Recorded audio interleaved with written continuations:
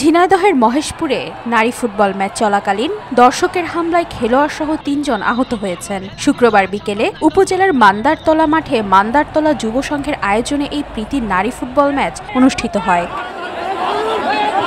খেলায় অংশ নেয় ঢাকা নারী ফুটবল দল ও সিরাজগঞ্জ নারী ফুটবল দল।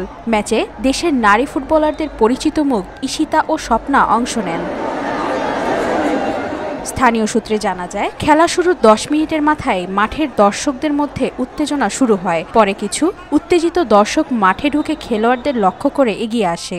এতে 2 জন দর্শক ও 1 জন নারী ফুটবলার আহত হন। খেলায় বিশৃঙ্খলা ছড়িয়ে পড়লে আয়োজকরা ম্যাচটি বন্ধ ঘোষণা করেন। খবর পেয়ে মহেশপুর থানা পুলিশ ঘটনাস্থলে গিয়ে পরিস্থিতি নিয়ন্ত্রণে আনে। এ বিষয়ে মহেশপুর থানার officer in charge OC Nazrul Islam জানান, পরিস্থিতি এখন স্বাভাবিক রয়েছে। অতিরিক্ত দর্শকের কারণে এমন অনাকাঙ্ক্ষিত ঘটনা ঘটেছে। নিউজ ডেস্ক, আজকাল।